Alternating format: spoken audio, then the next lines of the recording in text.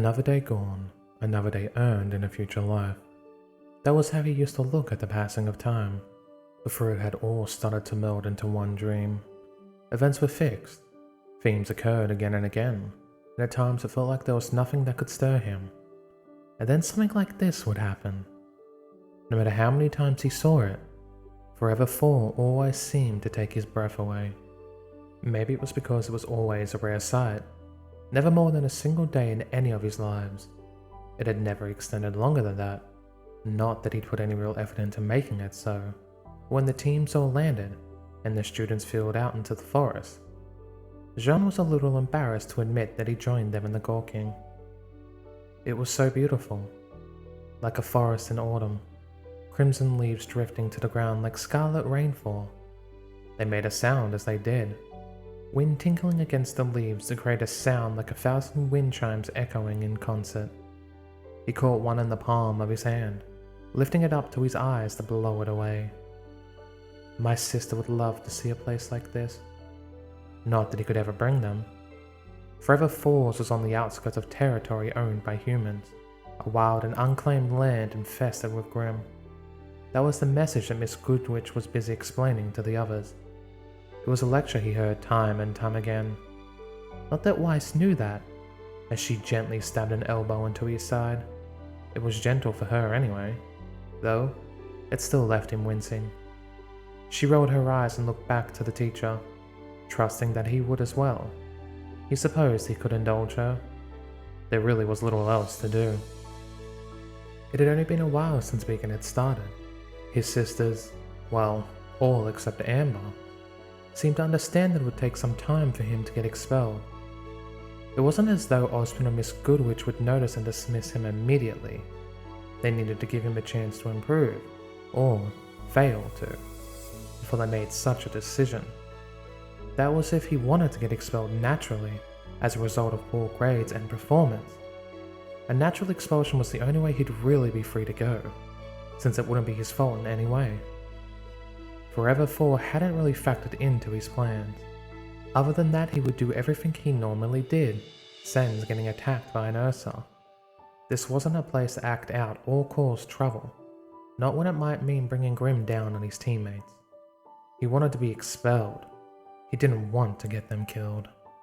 So he'd play his part and gather some sap, maybe even steal some for himself since Nora had always praised its taste.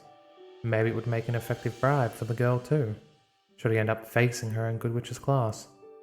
Miss Goodwitch had banned him from forfeiting, but she never explicitly banned him from convincing someone else to forfeit.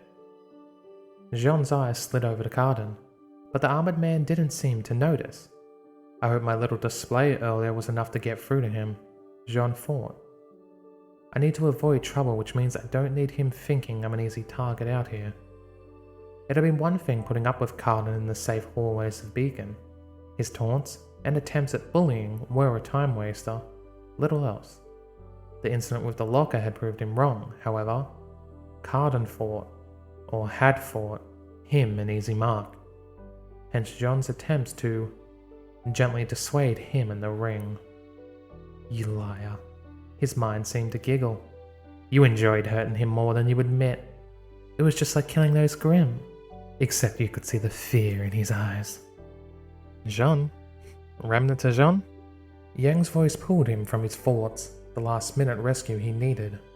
Weiss and Blake were looking at him, or rather, Weiss was. Blake had her eyes firmly fixed over his shoulder for some reason. Huh? Sorry, what's up? We need to collect sap, Dad. Jaune caught the glass jar she tossed at his chest. Weiss sighed and rolled her eyes at the emphasis Yang put on the title, but walked up to stand beside him nonetheless. He noticed she had 2 spikes with which to tap the trees, no doubt one for him. It was amusing to consider how in a past life he might have considered that something to be pleased over, that Weiss, of all people, would collect something for him. You're spacing out again. No, I'm not. No one looked like they believed him. Fine. We have 2 hours to collect 2 jars of sap per partner. The trees need to be bored and tapped, but will seal up after a few minutes due to sap coagulating. We should then move on to different trees so we won't damage the ecosystem. He heard the instructions so many times he could recite them in his sleep. Some things changed. In the innumerable loops he had done, this wasn't one of them. Dad actually listened. Yang fell to her knees. Is he sick? Daddy, are you dying? Ugh, enough dramatics. Weiss scowled. Yang laughed and climbed back to her feet. The four of them were trekking off with the heiress in the lead. 2 hours should be more than enough time if we just find an empty corpse to tap. We might even have some spare time to relax. What? Why is he suggesting we relax? Yang began, only to laugh and duck ahead when Weiss's eyes narrowed. Yeah, we'll get on with it. Come on, Blake. I swear those two will be the end of me. His partner sighed.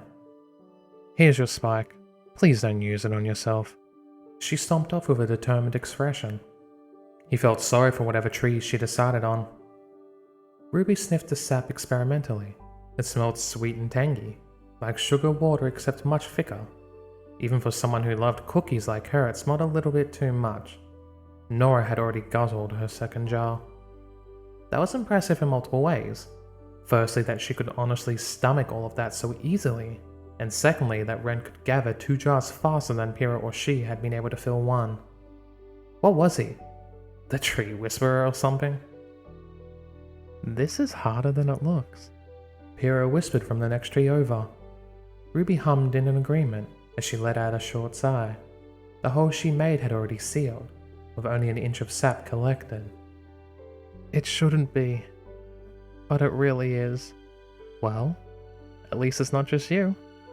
Ruby nodded towards everyone else, bar Ren, who was suffering with their own trees. They'd managed to catch up with her sister team, and since there were plenty of trees to go around, they had all agreed to work together. I just don't get it. The girl's emerald eyes seemed to narrow in on the bark, as though accusing it of conspiring against her. This should be easy. You're not used to failure, are you? Pyrrha flinched. No, I mean, that's not it. I fail as much as any other person. Ruby giggled, unable to control herself as Pyrrha fell into denials about holding herself to some higher standard. Maybe it was something she'd done back in Minstrel, or maybe it was her family. Ruby didn't know. You don't have to worry about that here, she said instead, patting her older partner on the shoulder. If anyone has to worry about messing up, it'll be me. No, don't say that. You are doing a marvelous job at being the team leader, and you're doing a fine job at being my friend. She returned, pointedly not watching Pyrrha's face. You don't have to keep worrying about it. For a short while, the only sound between them was the rhythmic funk of the spike being driven into wood. It was a good sound, an almost satisfying one. You must think me silly, Pyrrha said at last, with a low laugh. Nope. It's just that, with my career, I've never had many friends before. Nope. Pyrrha's mouth froze, still open. A scene that made Ruby laugh all the harder. It doesn't matter what you used to have. You have friends now and a team too. So stop overthinking everything. It's just, well, you never seem like you need a friend.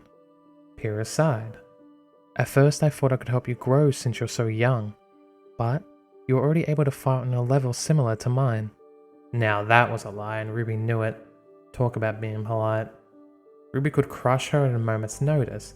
She already had an spar or two, and the girl really did deserve her title. But that was neither here nor now. I have Yang, so I don't need a friend, Ruby carefully said. But that doesn't mean I don't want one or more. You don't have to offer or prove anything to me. Friends are just friends. You know? Nope. It was Ruby's turn to freeze as Pyrrha plagiarized her, right before the red-headed girl burst into laughter. Ruby slapping her on the arm.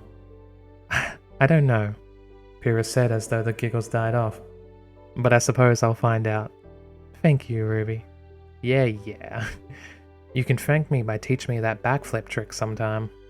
Pyrrha smiled and promised she would, even as Ruby shook her head and moved on to another tree. Gosh, it was weird, but she supposed that just how Pyrrha was. Incredible in the ring, but strangely uncertain out of it. It might have been awkward, Had Ruby not gone through that herself once upon a time? She knew full well the pings of being lonely and awkward. That thought made her attention drift to Jaune once more, who was crouched a tree or two away from Weiss, slowly filling his own jar. They were too far away for Ruby to hear anything, but as Weiss turned to say something to him, she saw him call something back with a laugh and smile. Ruby didn't know how she had missed it before. It was like one of those puzzles, like the picture of cats that Yang sometimes showed her. Ruby would spend hours staring at them, unable to identify anything, and then, when she finally found it, or more realistically when Yang gave in and showed her where the cat was, Ruby would find it impossible to unsee. For hours after she would wonder how she could have possibly not have seen it. It was so obvious. It was the kind of same with Jaune and his smiles. They were there, and they worked mechanically speaking, but it was like crescent rows without ammunition. It did all the right things and had the correct motions, but the intended results just wasn't there. It didn't seem to reach his eyes, even as the skin around them crinkled.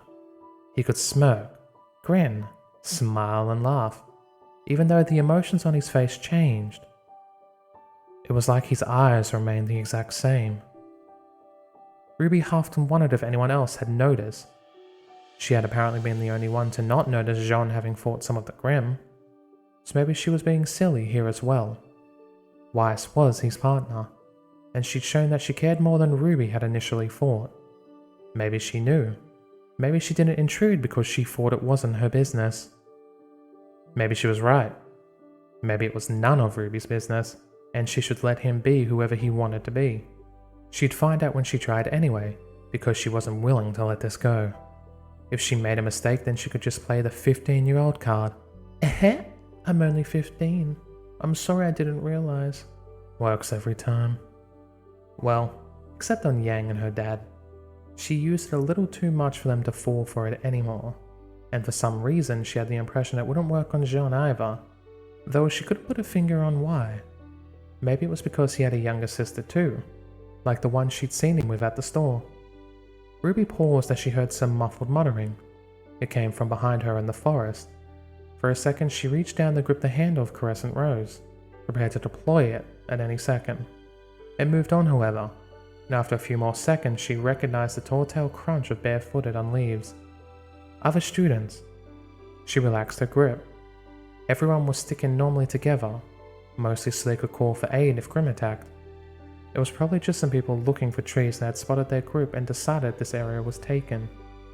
She was letting the atmosphere get to her.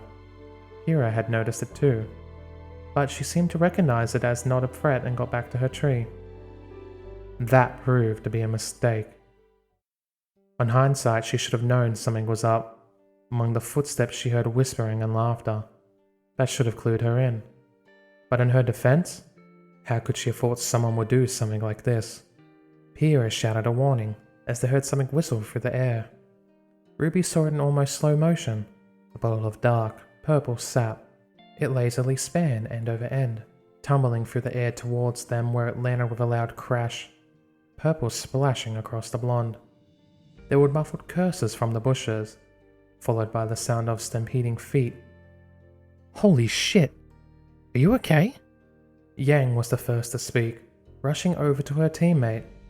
Jaune stood with his arms held out, sap dripping from his fingertips. The thick, vicious sap covered his head and shoulders, dripping down his arms and chest. Around his feet was broken glass that littered the ground. Ruby could only be thankful that his aura had protected him from the worst. But wait a second. The last time she looked, he had been over at Weiss, not near her sister and Blake at all. I'm covered in sap, he sighed, but other than needing a shower, I'm fine. Forget the sap, Weiss shouted. What about the shards? Winchester. Pyrrha frowned, even as Ruby held back a growl. There was no doubt in the partner's voice and none in Ruby's mind either. That idiot had been picking on Jaune since Beacon started. Who else would do something like this? Wait. Blake's eyes narrowed, looking towards where the sap had come from. I hear something. Ruby followed the girl's gaze, though she couldn't hear anything at all. What was she talking about? A second later, something became audible. That was nothing more than a low hum, almost a scroll buzzing or something. Oh, for crying out loud. Jaune whispered, something that Ruby only just caught. She was about to ask what he meant before Ren cried out a warning and her jaw dropped. Insects, bees, or wasps, over 200 of them, and they had to be more than 2 inches long, come bursting through the bushes. Hero yelped and dove out of the way, but they didn't even look at her. Instead, they zeroed in on the only person covered in. Holy... Jaune! Ruby cried, and the others' voices joined hers as though he was attacked. They flew over him in a swarm, buzzing around his head and shoulders as they dove in. If he cried out, she didn't hear it, not as she sprinted over to him as he threw himself to the ground. He rolled frenetically left and right, crushing insects beneath his weight. But there were just so many. Ruby hesitated on the sidelines, arms outstretched. She wanted to help, but what could she do? There were so many of them. Crescent Rose would be useless. Shooting it even worse. She might hit him. In a panic, she grabbed her jar and swung it left and right, trying to knock some out of the air but making a messy dent in the swarm. Ugh, get off him! Yang growled, falling to her knees beside Ruby to do the same. She swung her fists left and right, catching and crushing wasps wherever she could. Quick, out of the way! Something gripped Ruby by the hood and pulled her back, even as she saw Blake do the same with Yang. Y stepped up, her weapon held vertically before her eyes. Jaune, quickly close your eyes! She shouted, before whipping the metal down. This looks familiar. Ruby thought as lightning and ice crashed, along with the popping of fire. Not quite as explosive as her and Weiss's first meeting, but definitely similar. As it came to an end, Ruby winced as she looked at her friend, buried beneath a carpet of crispy insect carcasses. They shifted and all fell as he sat up, wiping more from his face with a disgusted expression. Jaune? The air snapped. Are you okay? Less okay than I was when Yang asked. Ruby winced as she heard the nasally tone of his voice. Even through the dirt and grime, she could see small red welts on his skin. They acted fast, but the wasp had been faster. Also, ow. Did anyone bring any first aid? The white-haired girl looked to them, only for Ruby to look desperately at her teammates. We only brought bandages. Ren sighed, but I did see a stream nearby. Might help to wash them. Yang's hair burst into flames as her eyes flashed red. Is no one going to address the real problem here? She snarled. Raper wasps don't exist out here. Neither do wild flying battles of sap. That fucking Winchester. Ruby winced, as if the flames weren't indication enough. Yang only swore when she was truly furious. Ruby and I heard them, Kira said, drawing the Ari onto her. But we didn't think they would do that. It was definitely Team Cardin, and we should tell Miss Goodwitch. Yeah, not that Ruby thought Yang was going to be satisfied with the... Fuck no. Yang instantly proved her right. The teachers know Jaune is being targeted, and they've not done anything about it. If he won't get the hint on his own, then it's about time someone beat it into him. Her grin turned deadly. And I volunteer. Yang, you just can't. Blake staggered as Yang broke out of her hold and rushed off into the tree line. Oh heck, there went her sister. That didn't bode well. Quickly, someone go after her. Y shouted as she helped her partner to his feet and turned towards the nearby river. I'll look after Jaune. Just make sure we don't all end up expelled or something. Technically, none of Team Ruben were part of Team Jayberry, nor did they have to follow any of their orders. Not that that technicality prevented all 4 of them sprinting off after Yang, with Blake running alongside. Oh gods, Yang, please don't kill them. Just murderize them a little. It wasn't hard to track the angry girl. She left a trail of destruction in her wake, though thankfully no forest fires. If the fire generated by her semblance were capable of that, then their wooden home and patch wouldn't have lasted that long. You fucking think this is funny? Ruby heard Yang shout from ahead, the noise followed by a meaty thwack that Ruby recognized all too well. The 5 teens burst onto the scene right as Carden slumped to the floor at the blonde's feet. The other 3 members of his team were scattered, laying on their backs all fronts in fear. That's one swelling. Now I think my teammate had about 100, so this might take a while. Yang, no! Blake shouted, rushing forward to grab the girl's arm. Ruby didn't hear what the unusually quiet girl said, but after she whispered something into her sister's ear, the flames started to die down. Blake stepped back with a sigh, releasing the blonde. Ruby stood on the outskirts with her team, not really sure what they were supposed to do. Yang stepped over Carden's groaning body, snagging the guy with the weird hair up from the floor by his collar. He stammered and held his hands before him, ready for a punch. Look. Dove? Russell. Whatever. You can call me Sir. Your dear leader is out for the count. I guess he isn't as tough as mine, but we all saw from that fight earlier, didn't we? Yes? Yang's eyes narrowed. Yes, sir. See, the thing is, the blonde went on. I'm starting to get really tired of your team trying to take out the inferiority on my team, let alone my team leader. He's lazy and perverted, but he's kind of my friend. You see where I'm coming from, right? Yes, sir. This, she pulled him close and then pointed down to Carden, has to stop, okay? No more picking on him. No more launching him into the Emerald Forest. And if I ever see you do something that could actually hurt him like this again, then I swear there won't be anything left of any of you. Threats and intimidation. It left a nasty taste in Ruby's mouth, but she could see the need for it. Bad enough they'd risked his life by throwing him into the forest, but what if he'd been allergic to wasps? He could have died. He would have died. We didn't throw it at him! Russell wailed, arms held up as Yang pulled back for one final swing.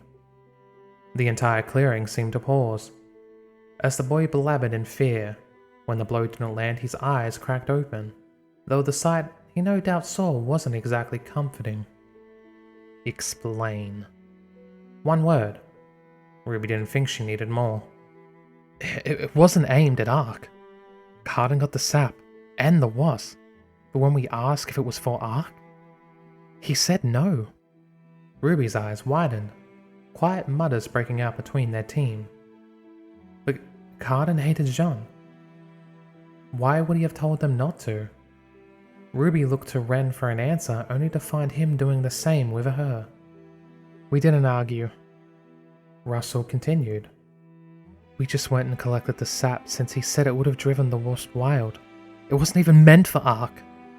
Then who was it meant to hit? Yang shook him. Answer me. Who was it meant to hit then? It was meant to hit you. He shouted the word, the sheer volume of it causing an echo. He dipped in Yang's grip as she lowered her arm. Not that he probably noticed. Ruby's eyes widened. They wanted to set those wasps on her sister? Her tiny hands balled into fists. Carden wanted to get back at you for how you kept stepping in for Ark, how you kept humiliating him. It was meant to hit you, not him. Well, nice aim, fuckface. I'm completely fine. I know Jaune's not exactly buff, but he doesn't have my figure from behind, unless you're saying I have his. It didn't miss, he said. It was going right for you, and it was about to hit, but he got in the way. What? Now that Ruby thought about it, he had been over by Yang when he'd been stood by Weiss just a minute before. If they'd been aiming for him, then surely Weiss would have been the first person to his rescue. The white-haired girl had been forced to run across the whole clearing, and she didn't have the benefit of semblance like Ruby's. He just... The guy waved one arm. Suddenly wandered across the clearing, like he had to catch the last bullhead or something. Even tried to knock it out of the air, but the glass smashed on his hand and covered his head. I swear that's what happened. Ruby thought she could have cut the silence with her weapon. The only thing she could hear was the occasional chirp of some insects, and the ever-present tinkling of the falling leaves. Yang blinked and looked to the side. Ruby realized it was back to where Weiss and Jaune must have been. He defended me? Silver eyes widened, even as a smile blossomed across Ruby's face. He did, didn't he? He defended her big sister, his teammate.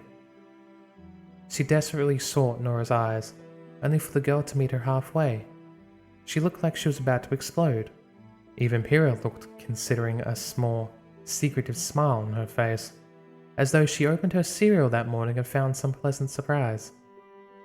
He defended me, Yang repeated, followed by a little laugh as her cheeks flushed.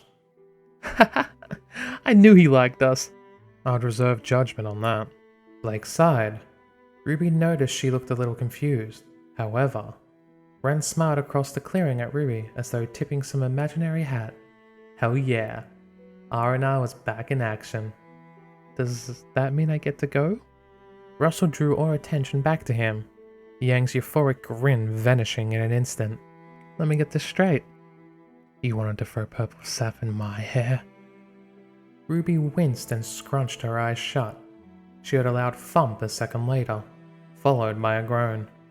Pyrrha sighed and tapped her shoulder, and when she opened her eyes it was to Yang dusting her empty hands, the unfortunate bully at her feet. Well, she grinned. It's a good job I killed the Ursa that attacked Team Cardin. Yang. Ruby's face fell into her hands. Nora giggled. I said... Yang turned and placed one foot over a different guy's crotch. It's a good job I killed that Ursa that attacked you. It is! Yeah, it is! Dove, she thought he was Dove anyway, shouted. It knocked us around real good, but you saved us. I should be disappointed in this. Damn it, Yang. Great. The boy fell back with a relieved sigh as Yang stepped off him. Well, make sure to get all those definitely Ursa-induced injuries checked out. By the way, she leaned down to take full jars of sap. Oh, and if you don't want your sap so badly you're willing to throw it around, then we'll help you. Why, thank you, kind sir. Blake caught one of the filled jars, while Yang took the other two. Everyone on Team Reuben pointedly looked away.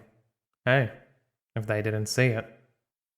Yang was almost in a too good of a mood as she skipped away from the team.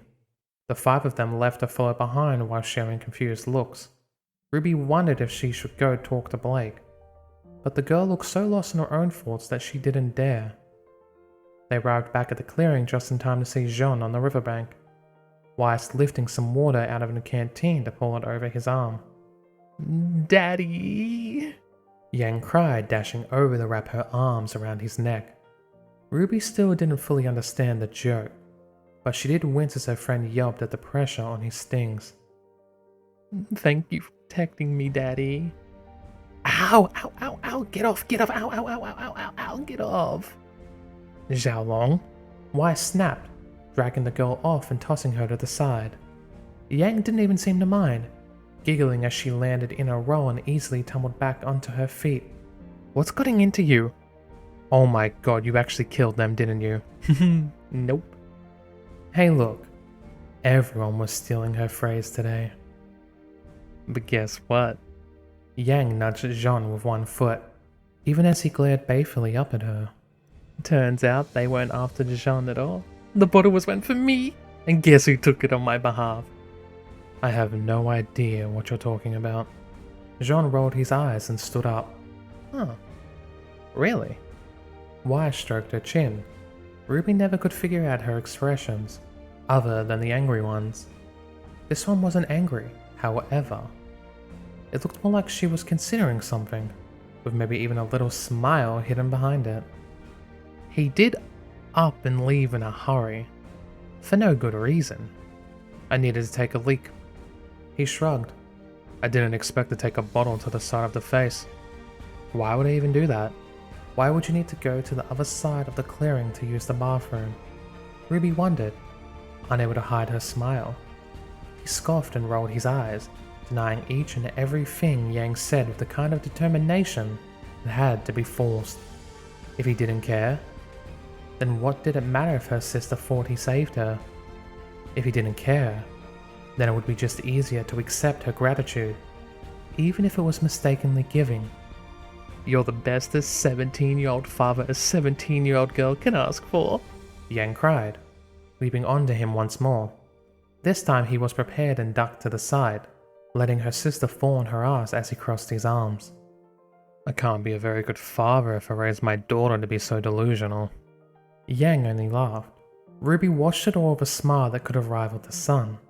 He was arguing against it, fighting the fact with every facet of his being, yet it was clear as day to Ruby.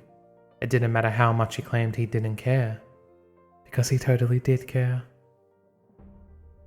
Idiots. All of them. Jaune shook his head as they filled into the bulkhead and strapped themselves in. They've been insufferable ever since the sap incident. Damn Yang. Damn Carden. Damn himself. Would it really have killed him to let Yang take the sap? He spotted the moronic foursome wandering around in the bushes. You couldn't be quiet in that much armor and they didn't even seem to try. It would have been pretty damn simple to dodge the sap since he knew it was coming. Then he could play it off as luck and reveal on the drove having scrapped Carden's plans one more time. That was, until the absent cretin had thrown it at Yang instead. What had changed? Was it because he threatened Carden earlier? Or was it because it was Yang who had gone up to save Velvet? Had Carden started to feel angry towards the girl who kept stepping in to protect Jaune? As ever. Understanding Carden's mentality was an effort in insanity. He'd get better in time, but he was still an ass now. I still should have let it hit Yang. The atmosphere after that, it had been so nice. Laughter and jokes. People asking if his arms hurt. Weiss being kinder. Even Blake looking at him with something more than distrust. It was familiar and sweet, like things usually were. Jaune suddenly felt more tired than before, as though exhausted by nothing more than sheer emotion. He wanted nothing more than to lean his head back and fall asleep. Someone had already taken that route. It seemed as a head fell to rest on his shoulder. The sheer amount of hair told him exactly who it was, even if her totally unfeminine snoring didn't. Nor the repeats. He'd never been able to sleep with Yang, and with what he knew of the girl, he never would. Sex, yes. Sleep, hell no. She was like a foghorn mixed with an angle grinder, all strapped to Remnant's most abrasive donkey. He could see Blake's eyes watering, 2 sets of ears and Yang as a partner. He didn't envy her. Preparing for takeoff? A metallic voice echoed through the transport bay. Automated and formal. It was the same wherever you were on a commercial or military bullhead, which was a little awkward.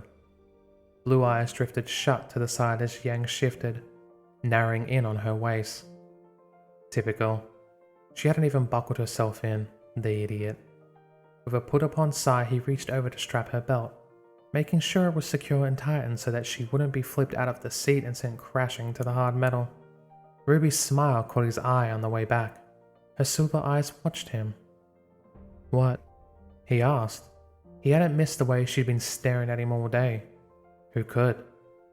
The girl's grin widened, eyes twinkling as she reached across the small distance before them to touch his hand. "Your secret's safe with me." What was she on about? He shrugged and settled back, leaning his head on the cushioned backboard so that he could sleep. It would be tough, what with Yang growling away on his shoulder, but he didn't want to wake her.